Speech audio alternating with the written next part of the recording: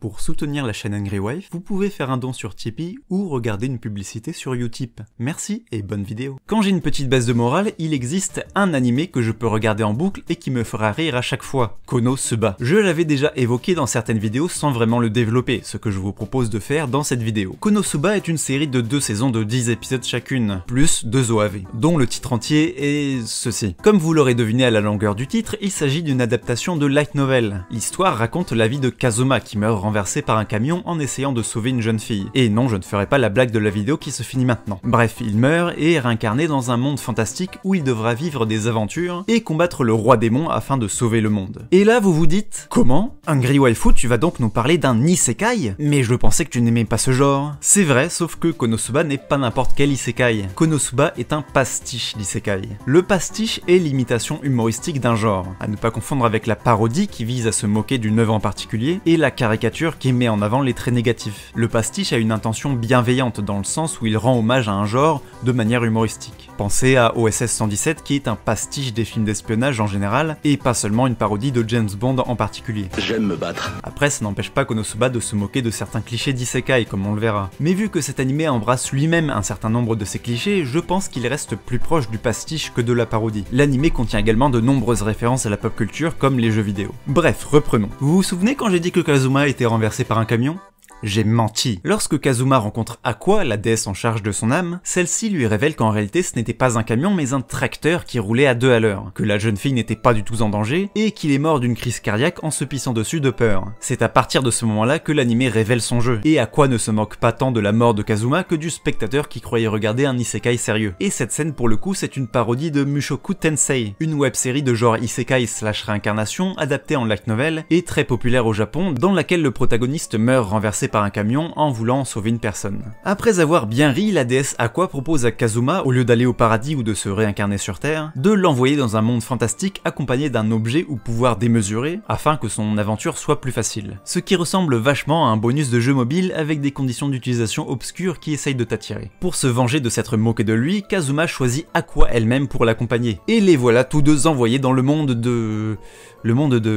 Ah bah il a pas de nom en fait. C'est juste un monde fantastique. Ou ce monde merveilleux d'après le titre. L'univers de Konosuba est à mi-chemin entre un monde fantastique classique et un jeu vidéo de type RPG. D'un côté, les habitants ne sont pas des PNJ, ce sont de vraies personnes avec une vie et une famille, et les monstres battus ne disparaissent pas comme par magie en se transformant en pièces. Il faut les ramener à la guilde en échange d'une prime pour que leur viande et autres éléments utiles soient récoltés. Et d'un autre côté, les personnages ont des classes, des caractéristiques, des niveaux et des compétences inscrites sur l'équivalent d'une fiche de personnage. La chasse aux monstres, la guilde et le système de quête font d'ailleurs beaucoup penser au jeu Monster Hunter, surtout qu'on ne voit quasiment que du PvE et très rarement de PvP. Cette ambiguïté entre réalisme et jeu vidéo frappa de plein fouet Kazuma qui, en tant que gamer confirmé, s'attendait à rapidement comprendre les mécanismes de ce monde et progresser. Mais en fait non, il n'a aucun équipement de base, Aqua se révèle totalement inutile, ils doivent emprunter de l'argent pour pouvoir s'inscrire à la guilde, et comme tous les petits monstres des alentours ont déjà été exterminés, Kazuma n'a accès à aucune quête de son niveau et doit travailler en tant qu'ouvrier pour gagner une misère et dormir dans une écurie. Ce que l'anime souligne bien en ajoutant une musique beaucoup trop épique pour ce qu'il est en train de faire. À partir de ce moment-là, on comprend toute l'ironie du titre de l'œuvre qui évoquait un monde merveilleux. Alors que dans les isekai classiques, le héros a un statut privilégié, et même parfois d'élu, Kazuma n'a absolument rien de spécial et il galère rien que pour survivre. On le voit limite plus souvent avoir des problèmes d'argent et de logement que combattre des monstres. Afin de progresser et surtout d'améliorer leurs conditions de vie, notre duo se voit obligé de recruter de nouveaux membres pour leur groupe. C'est alors qu'arrivent chacune leur tour Megumine et Darkness, 2 personnes aussi douées dans leur rôle qu'elles sont problématiques dans la vie de tous les jours, et ajoutant un détournement du genre harem en plus de celui de l'isekai. Et là je vais passer un bon moment à développer le plus gros point fort de cet animé que sont ses personnages. Kazuma tout d'abord est un gros pied de nez aux héros classiques d'isekai et à ceux des animés visant un public majoritairement masculin d'une manière générale. Généralement ce genre de héros est présenté au départ comme un adolescent ou jeune adulte otaku et renfermé, paria de la société japonaise, avant de connaître une destinée épique lorsqu'il se retrouve dans un monde fantastique grâce à ses connaissances pop culturelles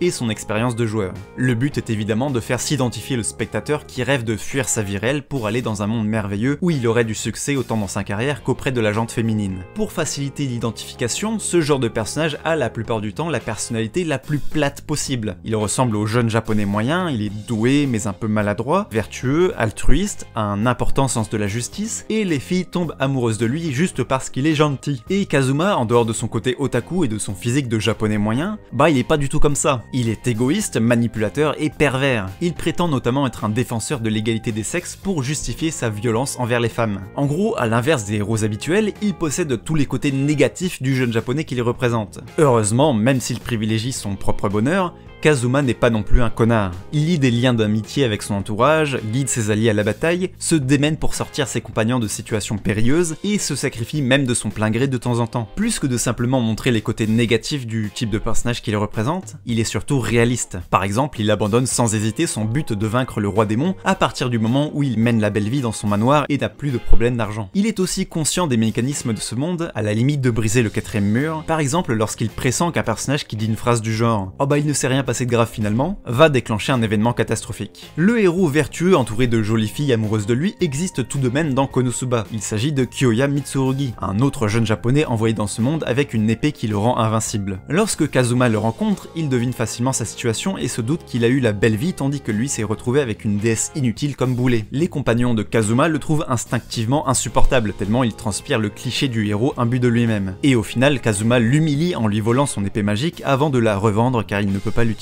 L'une des raisons qui font qu'on s'attache à Kazuma malgré ses côtés négatifs, c'est qu'il s'en prend plein la gueule tout au long de la série. Il se retrouve sans arrêt dans des situations plus dangereuses les unes que les autres et s'en sort généralement grâce à sa statistique la plus élevée, la chance. Ce qui mène souvent à des quiproquos dans lesquels soit tout le monde considère lui et son groupe comme des héros alors qu'ils ont eux-mêmes causé la situation qu'ils viennent de sauver, soit il ne gagne aucun mérite d'un acte héroïque qu'il a réellement accompli à cause d'un malentendu ou parce qu'il a causé plus de dégâts qu'il n'en a réparé. On le retrouve ainsi plusieurs fois en position fétale en train de regretter son Japon natal. Mais que serait un personnage principal dans un isekai comique sans son équipe de bras cassés? On commence fort avec Aqua, une déesse de l'eau emmenée de force dans ce monde par Kazuma. Censée être l'héroïne jolie et douée, elle se révèle d'une inutilité déconcertante malgré ses puissantes compétences de soins, de soutien et de combat, notamment à cause du fait qu'elle a l'intelligence d'un moule à gaufres, ce qui l'amène par exemple à charger une attaque élémentaire d'eau contre un monstre qui est immunisé. Elle est aussi imbue d'elle-même, méprisante, pleurnicharde, alcoolique, ce qui est assez ironique de la part d'une déesse de l'eau, et cumule autant de dettes qu'elle fait de conneries. Tout ça cumulé fait que malgré sa beauté et ses compétences, Kazuma ne la voit même pas comme une partenaire potentielle. Et un peu comme pour Kazuma, ce qui nous fait s'attacher à elle, c'est tous les malheurs qui lui arrivent. Sa caractéristique de chance étant au plus bas, c'est souvent elle qui envoie le groupe dans le pétrin. Heureusement qu'elle est surpuissante et peut notamment ressusciter les morts, sinon l'anime aurait été beaucoup plus court. On apprend par la suite qu'elle est vénérée par le culte Axis, dont les membres sont tous des fanatiques dégénérés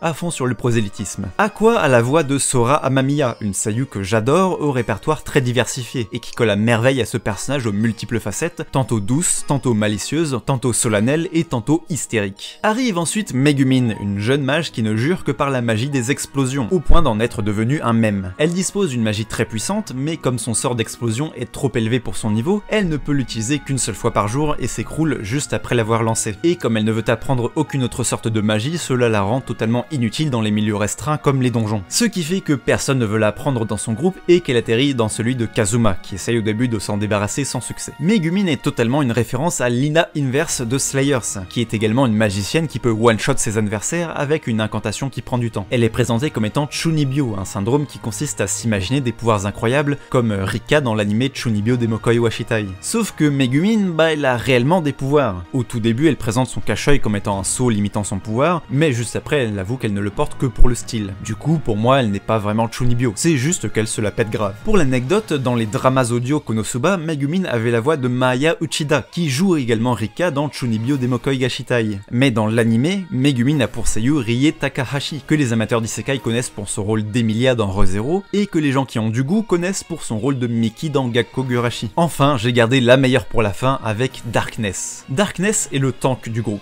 En plus d'être une magnifique jeune femme, elle dispose d'une résistance et d'une endurance à toute épreuve, ainsi qu'une force surhumaine. Les deux seuls soucis, c'est que d'une part elle ne touche jamais sa cible, et d'autre part qu'elle est une pure masochiste, ce qui fait qu'elle a tendance à vouloir s'attaquer aux monstres les plus féroces et à foncer dans le tas sans réfléchir. La plupart du temps, ses accès de folie sont vus par les autres comme une forme de courage, et il n'y a que Kazuma qui se rend compte de ses côtés pervers. Elle prend notamment les remarques négatives et les refus comme des récompenses, et ses fantasmes masochistes peuvent surgir à n'importe quel moment, et surtout sur le champ de bataille. Malgré ça, elle sait rester sérieuse lorsque les circonstances le demandent, et a même des côtés mignons comme lorsqu'elle est embarrassée par son vrai nom qui est la Latina. Sa voix est assurée par Ai Kayano, une seiyuu très prolifique, aussi douée dans les rôles de petites filles que de femmes plus matures. Encore une fois, c'est ce petit groupe de personnages aussi colorés que les Power Rangers qui fait tout le charme de l'anime. Ce sont sont leurs travers qui font leur force dans cette série humoristique, renforcée par les réactions déconfites de Kazuma, qui assiste impuissant aux exploits aléatoires de ses compagnons, sous le regard des autres personnages qui prennent pour de l'héroïsme ce qui est au mieux de la chance, au pire de l'inconscience. Et puis c'est mimique. Non mais regardez-moi ces putains de mimiques! Chaque épisode regorge d'expressions du visage plus épiques les unes que les autres. Le tout avec des timings de dialogue et de musique parfaits et des réactions oscillant entre nonchalantes et gênées lors des moments censés être solennels. Le caractère tordu des personnages est parfaitement représenté dans leur animation, qui est volontairement irrégulière à la limite du cartoonesque, ce qui est totalement adapté au ton de la série. Autre aspect qui est difficile d'ignorer, le fanservice. Konosuba exploite totalement le cliché des tenues des personnages féminins designés pour être sexy plutôt qu'utiles, qu'on retrouve notamment dans les jeux vidéo. Il propose également de nombreux angles mettant en avant le physique des filles, des seins qui rebondissent au moindre mouvement, ainsi qu'un épisode entièrement centré sur le business de succubes en tenue très légère, dans lequel Darkness montre qu'elle est définitivement la best girl. Les personnages féminins ne sont pas non plus les archétypes habituels de harem. Au contraire, au lieu de mettre en avant leur côté positif, elles sont rendues détestables. Pourtant, les filles de Konosuba sont super populaires auprès des spectateurs. Outre le contexte humoristique de l'animé et leurs quelques scènes mignonnes qui contrastent avec leurs moments de loose, je pense surtout que leur popularité vient du fait que leurs défauts les rendent plus humaines et réalistes. Contrairement aux archétypes de filles moe qui ont de faux défauts comme la maladresse, la timidité ou la jalousie, les persos féminins de Konosuba font vrai. Elles ne sont pas rendues artificiellement attachantes pour essayer de nous les vendre. Je vais pas davantage revenir sur le sujet de la sexualisation car j'y ai déjà consacré 2 vidéos. Mais concernant Konosuba, je suis globalement satisfait du traitement totalement assumé du fanservice, sans tomber dans les pires clichés comme le héros qui fout sa tête dans le cul des filles par pure maladresse. Non, là, quand Kazuma veut se faire plaisir, c'est 100% volontaire. Le seul point qui me gêne, c'est la présence du cliché « quand les hommes sont pervers c'est normal, quand c'est les filles c'est bizarre », notamment avec l'établissement des succubes qui est réservé aux hommes. En plus c'est pas logique, elles vont pas se priver de la moitié de leur clientèle potentielle. J'aurai l'occasion de reparler de ce cliché dans une vidéo qui lui sera consacrée. En termes d'efficacité dans un RPG, si on prend uniquement en compte les compétences de ses différents membres, le groupe de Kazuma est en réalité la team parfaite. À quoi peut-être les capacités cognitives d'une friteuse électrique, mais elle a des compétences très puissantes autant défensivement qu'offensivement, ainsi qu'une énorme réserve de mana. Megumin ne peut lancer qu'un seul sort, mais comme c'est une zone de dégâts qui one-shot tout ce qui s'y trouve, c'est tout ce qu'on lui demande en tant que mage. Darkness rate peut-être tous ses coups, mais en tant que tank, ce n'est pas à elle de faire les dégâts. Et en termes de résistance, elle a déjà survécu à l'explosion de Megumin reçue de plein fouet. 2 fois. Quant à Kazuma, faute de statistiques élevées, il apporte de l'utilité à sa team avec ses compétences. Le seul truc qui empêche ce groupe de rouler sur tous les généraux du roi démon, c'est juste la personnalité de chacun de ses membres qui font sans arrêt des choix complètement débiles. Attends un peu. Mais oui, c'est ça la raison pour laquelle cet animé me met toujours autant de bonne humeur. C'est parce que c'est une putain de partie de jeu de rôle. Les personnages surpuissants avec des défauts improbables pour équilibrer, les réactions décalées lors des moments épiques, le joueur beaucoup trop à fond dans le RP, celui qui essaie d'optimiser, les coups de chance, les échecs critiques, tout ça fait partie du sel qui rend une session de jeu de rôle super marrante, et j'ai l'impression de ressentir la même chose avec Konosuba. On sent à travers ses nombreuses références pop culturelles et les mécanismes de ce monde que cet animé montre un amour sincère pour le RPG et les univers fantastiques. Ajoutez à cela son humour décalé, son fanservice décomplexé, et ses personnages hauts en couleur dans tous les sens du terme, et vous obtenez un des meilleurs isekai de ces dernières années. Son seul réel défaut, c'est qu'il n'est pas licencié en France, putain. C'est vraiment incompréhensible. Il marche du tonnerre au Japon et aux États-Unis, alors il y a aucune raison qu'il arrive pas chez nous. Surtout qu'il y a moyen de faire une VF de fou à la Excel Saga avec ce genre d'animé. En plus, il y a un long métrage qui a été annoncé pour 2019, alors qu'on était même pas sûr d'avoir une suite à la seconde saison. Franchement, je suis pas pour le téléchargement, mais là c'est abusé quand même.